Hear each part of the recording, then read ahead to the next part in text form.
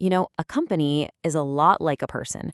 It can look perfectly fine on the outside, but you never really know if it's healthy until you check its vital signs. Well, today, we're going to pull back the curtain and learn how to give any company a full health check. And trust me, it's not nearly as complicated as it sounds. So take a look at this company. We'll call it ABC Limited. From the outside, everything looks great, right? Nice building, seems like business is humming along. But is that the whole story? What's really going on behind those walls? Is this a picture of health, or is it just barely hanging on? To find that out, we can't just look at the surface. Nope, we have to go deeper. We need to give this company a proper medical exam. And the tools we're going to use for that are its financial statements. All right, so when you go to the doctor, the first thing they do is a general physical, right?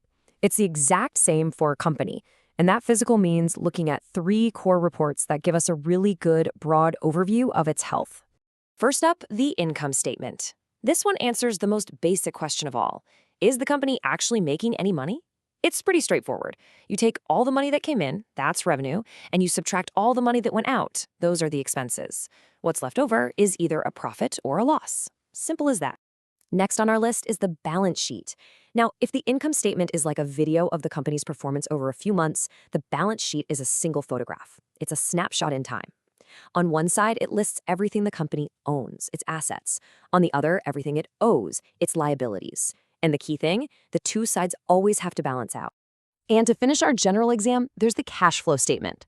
Now, listen up, because this one is absolutely crucial. See, profit isn't the same as cash. A company can look profitable on paper, but have zero money in the bank. This statement is the reality check. It follows the actual hard cash as it moves in and out of the business. It's the company's lifeblood. Okay, general, physical, done. We've got the basics. But now it's time to bring in the specialists. This is where we go deeper with something called financial ratios.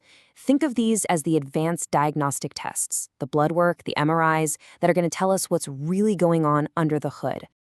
Because let's be real, staring at pages and pages of numbers can make your eyes glaze over. It's just a lot. Ratios are what makes sense of it all. They're the magic key that turns that jumble of data into something we can actually understand and use. So let's run our first specialist test, and it's a big one. Can this company actually afford to pay its debts, or is it drowning in them? I mean, this is a fundamental question of survival. To figure that out, we use what's called the interest coverage ratio. The best way to think about it is as a financial stress test. It tells us how much of a cushion the company has to pay the interest on its loans. Can it cover those payments once, twice, 10 times over? That's what we need to know. And the formula? It's actually really simple. It's just EBITDA divided by the interest expense. And EBITDA, that just stands for earnings before interest and taxes. We use that number because it shows us how much money the company is making from its main business, before all the financial obligations get taken out. So you run the numbers. What does the answer actually mean? Well, if you get a high number, say 5 or more, that's fantastic. It means the company has plenty of breathing room to pay its debts, a very healthy sign.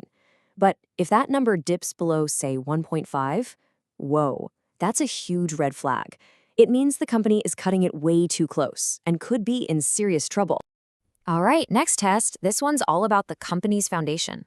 Is it built on a solid base of its own money, or is it just a house of cards that's being propped up by a mountain of debt?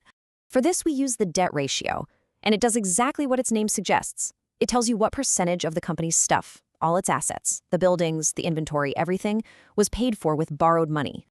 And again, the math is not scary. You just take the company's total liabilities, that's everything it owes, and divide that by its total assets, everything it owns. This simple division answers a really fundamental question. Because here's what that number really tells you. Who has the biggest claim on the company? If that ratio is over 1, it means the company owes more than it owns. The lenders basically have a bigger stake than the actual owners. That's a risky place to be. But if it's less than 1, well, that's much better. It means the company is funded more by its own resources, which is almost always a safer, stronger position. So those ratios are awesome. They give us a really clear snapshot. But a company's health isn't static, right? It changes.